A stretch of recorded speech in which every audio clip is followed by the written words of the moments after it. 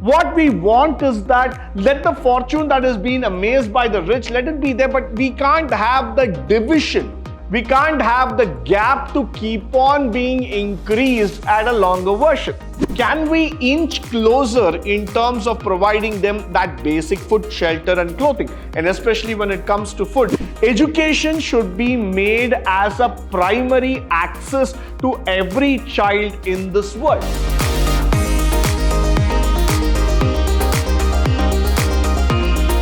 Good morning and welcome to the first session in Chapter 3, Unit 3, second semester BCom, Sustainable Development, where we are going to speak about the Sustainable Development Goals, Targets and Indicators. This is a very interesting session where we are going to understand about what are the goals that are being set by the UNDP, the United Nations Development Program, in tandem with other countries in order to attain the sustainable goals in the coming years.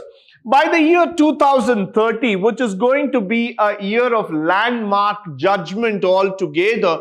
Why? Because we are worried about, by this year we have set the benchmark to eradicate the extreme poverty for all the people everywhere in this globe.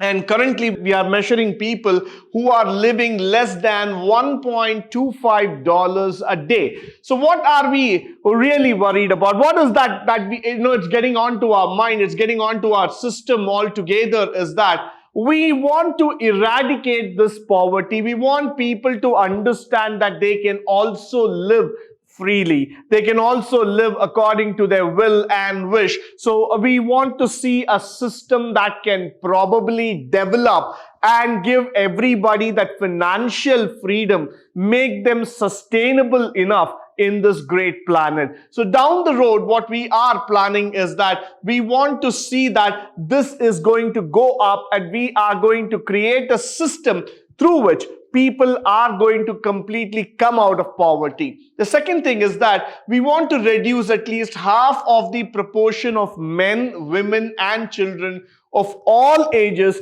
living in poverty and its dimension. Now, the poverty has got a lot of segmentation. It talks about men, it talks about women, it talks about children, because everybody are suffering from this unique problem.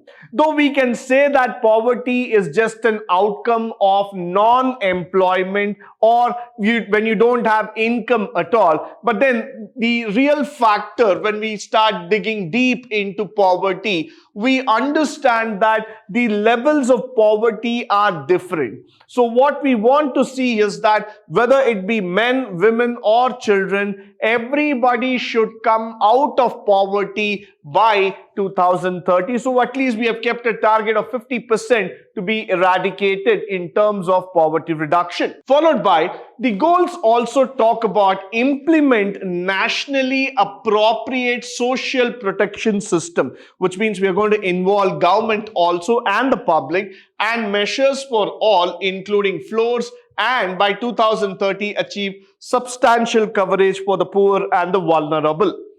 Now, there are nations in this world which we know who are rich in terms of their mineral wealth, in terms of their assets, in terms of the growth quality altogether.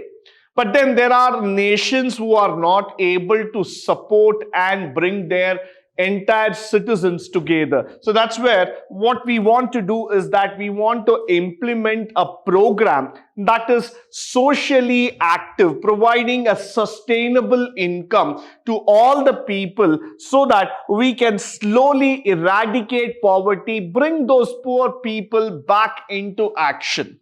We want to see that the vulnerability that is being raised because of the various factors, not alone poverty. It is all about the life security. It's about the food security that we are talking about. We're also talking about the environmental consequences that are being going through in this particular cities.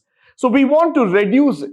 Now, can we go against nature and do it? The answer is definitely not. But what we want to do is that we want to build in a secured system through which we can make this goal achievable. Now, the next thing is that by 2030, ensure that all men and women, in particular the poor and the vulnerable, have equal rights to the economic resources as well as access to the basic services, ownership, control over land and the other forms of property, inheritance, natural resources, appropriate new technology and financial services, including that of microfinance. So we are trying to go further, trying to understand how a particular citizen can be given an access to the basic services, ownership of the land factor, property and other things, so that everybody starts feeling secured about the factor that yes, there is something for me on this earth to live in.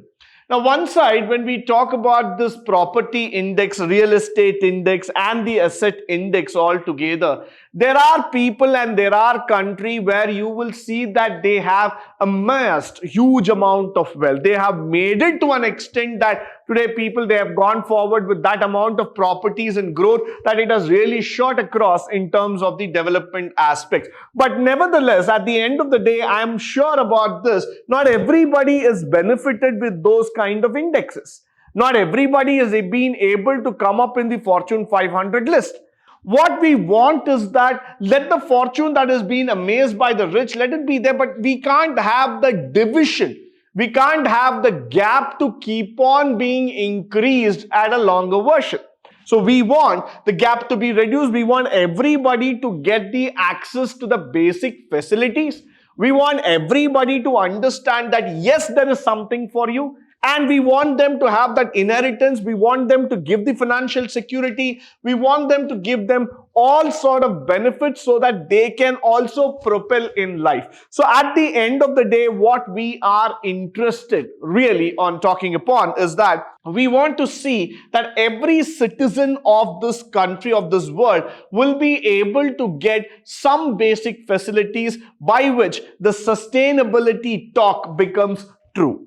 Followed by the 2030 end all forms of malnutrition, and by 2025 internationally we have agreed on certain targets where we want to try to bring out those children out of the malnutrition factors, especially under 5 years of age, and address the nutrition needs in terms of the adolescent age, the pregnant and the women all together. Now, why we want to see this is that over a period of time, it is quite alarming for all of us to understand, to observe, and to go forward in terms of talk is that the malnutrition problem. Certain parts of the country, certain parts of the world, if I have to talk about, they are not having the basic amenity, basic facility of getting a nutritious food altogether. Now, is it their mistake or is it the mistake of the government becomes a debatable factor altogether. But what we are interested here is that we don't want children under the age of 5 years to become a target of malnutrition. We want them to understand very clearly that here we want to reduce that malnutrition factors. We want women, we want children to have the basic food so that their lifestyle can change. They can have a better living condition. Now, is it possible that for the government of every country to provide food for their hundreds and thousands of citizens? Probably not. But what we want to understand here is that can we inch closer in terms of providing them that basic food, shelter and clothing? And especially when it comes to food, can we be able to bring in some sort of comfort in terms of reducing that malnutrition? Followed by the sustainable food production and implementation of the resilient agricultural practices that increase productivity and production. Of course, not to forget all those things which have been maintaining on the ecosystem altogether, and that strengthen the capacity, adaptation of climate changes, extreme weather conditions that we are talking about, the drought, the flood and disasters and other factor are definitely going to have a very, very significant impact. I'm not going to just go ahead and say that yes, these are something which is just going to happen altogether, but I'm going to definitely say that we have to reduce these disasters. We have to reduce all these factors so that at some point of time, we will be able to go back and tell our generation very clearly that yes, we have created a planet that is sustainable for you. Because if you're going to lose out on soil, if you're going to lose out on the weather conditions, if you're going to lose out on the basic environmental, the ecosystem is going to be disturbed. Probably the future generation that's coming up will not have a place to stay. We want them to understand that the agricultural practices need to be kept intact. Whether it's going to be traditional method or you are going to enable certain technology inside. But nevertheless, harming the ecosystem and environment is definitely going to cost you. So that's why we don't want the system to get affected at any point of time. Followed by, we have also planned by 2030 to reduce the global maternal mortality to less than 70% of that of 1 lakh live birth.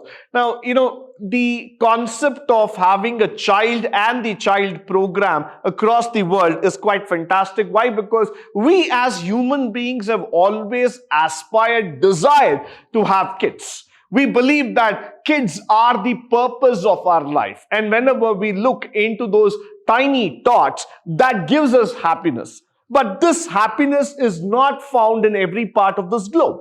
Every children that is going to have a good life might not be, the same way how we are going to look at the different corners of the world. Not every child gets that priority. Not every child gets that kind of a luxury to live a life of its choice. But what we can do is that we can try to set a benchmark where we want to reduce the maternal mortality rate to that of 70% of that of 1 lakh live birth. So that would definitely help the child to be closer to the mother, have a better life altogether. And the 1/3 premature mortality, non-communicable diseases. Now these are certain things which are just pulling up altogether. Why do I say that at any point of time is that these diseases or these kind of activities are not supported by the nature. They are something against the nature. But when we talk about these factors, when we try to talk about prevention of diseases, when we try to talk about promoting mental health, this is not going to be an easy thing. Why? Because there are certain things where science and technology have taken us to that extent. We have completely forgotten about our environment.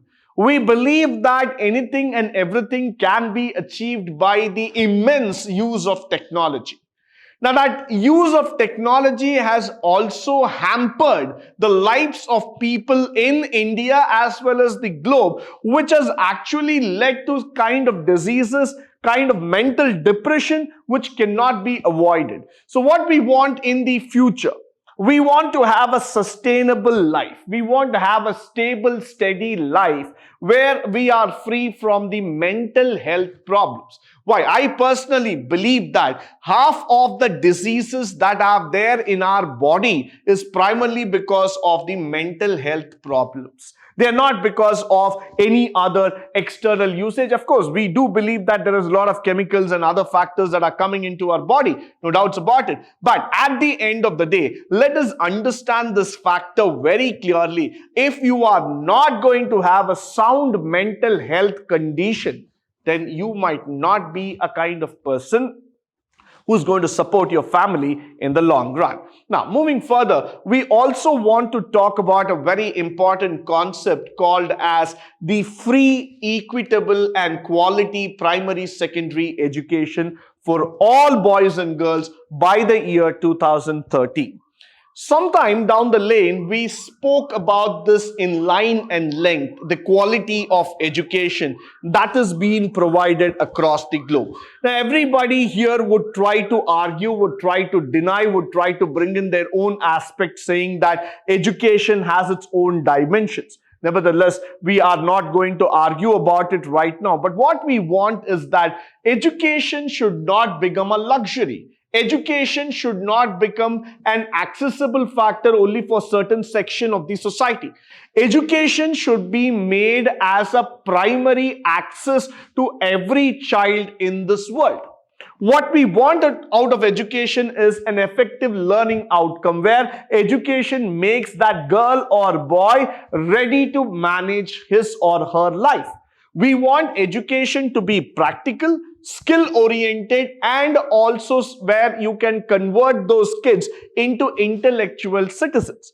At the end of the day, what we see here is that the word free and equitable, including the word quality, are being misjudged. When we say free, it is all about the cost factor, no doubt about it. But still, the question comes, who actually wants to take up the responsibility of delivering education free? Who wants to make it that a private school and public school should look alike? And who wants to give the same quality that is being given in some Ivy League institution to the public institutions also? So there's a big challenge. There's a big question mark that is coming into the minds of people.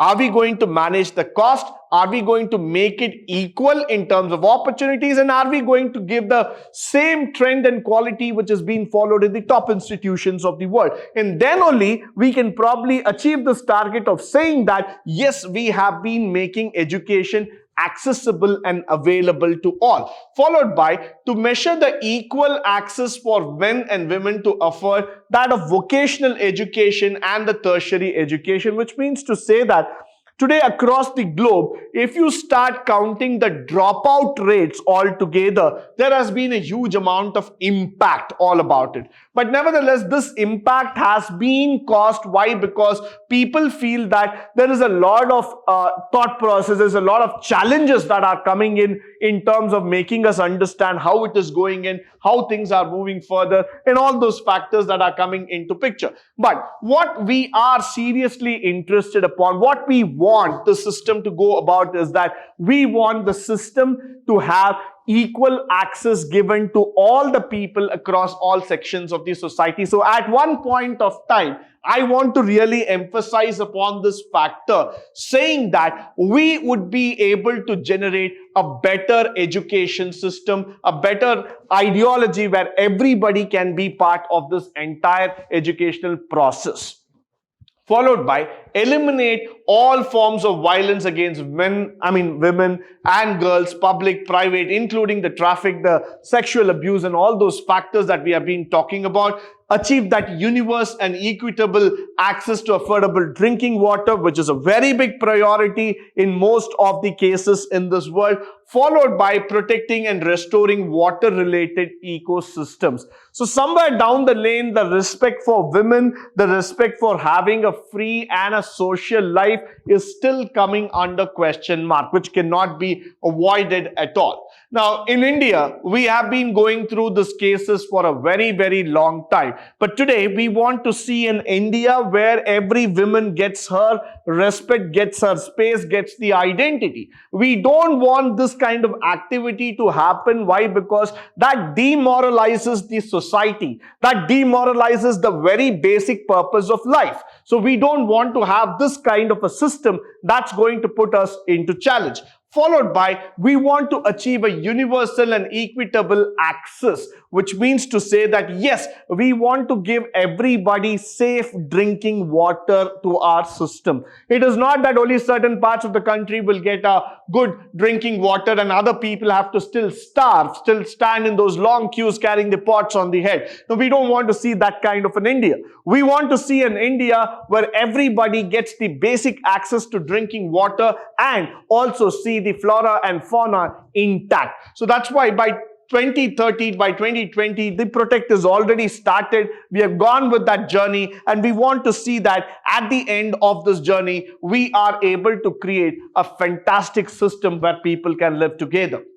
Now, by 2030, the next factor that we are talking about is ensure universal access to affordable, reliable, modern energy system. Energy crisis has always been a very big talk for all of us. We all know that we have been switching to alternative modes of energy. From oil and gas, we are going towards electricity. We want to go into renewable energy systems. We want to see that whether the energy can be bought out from different sources and services. Today, we are talking about solar, hybrid, electricity, and other different models. But then substantially, one has to understand, one has to completely go by this factor that the renewable energy is not available immediately. You have to work on it. You cannot just say that renewable energy can be implemented easily, can be given off so easily altogether. Why? Because There is a lot of difference that we are talking about. There's a lot of factors that are coming into picture here. So at the end of the day, what we want to see is that whether the energy factors that we have been talking about, that we have been doing, are we able to implement it and bring in an alternative resource, alternative factor altogether. By 2030, we also want to enhance international cooperation, facilitate the clean energy research, including the advancement in terms of fossil fuel technology, promote a better investment in energy infrastructure. Not to forget, we also want to develop development-oriented policies that could support the entrepreneurship and productivity activities, innovation. Why? Because after the pandemic, we have been able to see that there is a huge thrust that has been coming towards in terms of entrepreneurship and growth-related activities. So we want to see that the formalization of the small and micro, small, medium companies are able to develop. They are able to give better job opportunities, better employment opportunities altogether, and also an access through the financial services given forward. With this, I come to the end of the session. I hope and believe that all the factors that have been spoken through this particular session would be of a great value, both in terms of practical as well as from a theory standpoint. In the upcoming sessions, we are going to talk about sustainable development in terms of planning, in terms of various other localization factors, so that we are able to go forward in the journey of sustainable development. But until then, stay tuned, stay blessed, and stay enlightened forever. Thank you once again for joining me today on this wonderful session.